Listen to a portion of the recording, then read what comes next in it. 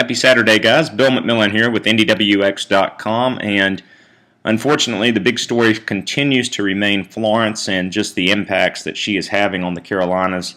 Officially still a tropical storm, I believe. Latest report at 50-mile-per-hour winds spinning across eastern South Carolina.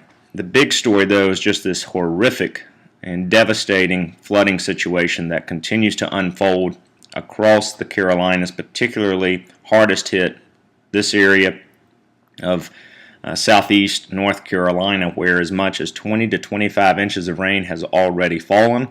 And with these bands of rain and just training over the same areas, unfortunately an additional 12, 15, even 20 inches of rain is possible before Florence moves out of this particular part of the state. So our thoughts and prayers remain with our friends and family across the Carolinas.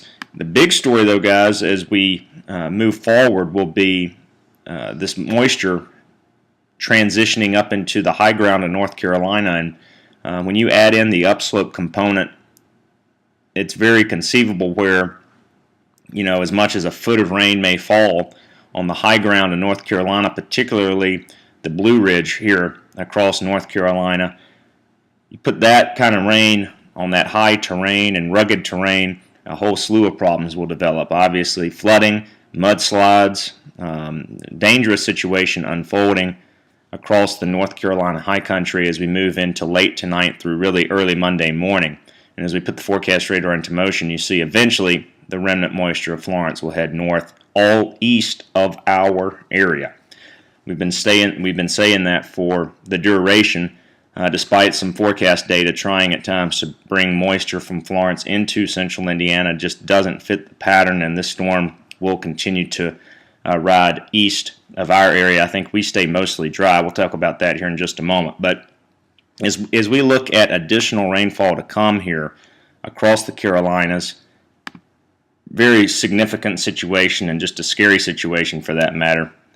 High-resolution NAM would suggest as much as 20 inches additional across southern North Carolina, and then as you look at the rugged high terrain here across the Blue Ridge area, as much as 10 to 12 inches of rain not out of the possibility, especially right there along the Blue Ridge escarpment. If we look at the European forecast model, obviously it takes Florence up to our east. We stay dry through the majority of the upcoming work week. I think the next big chance of any sort of shower and thunderstorm activity comes in here late Thursday or Friday in association with the cold front that will kind of stall out as it moves into the area and may set up a rather unsettled weekend next weekend. So that's something to keep an eye on. All in all, though, guys, it's just a continued warm pattern. It will back down from the excessive heat that we're going to see. By the way, probably looking at least a couple of 90-degree days between now and Friday.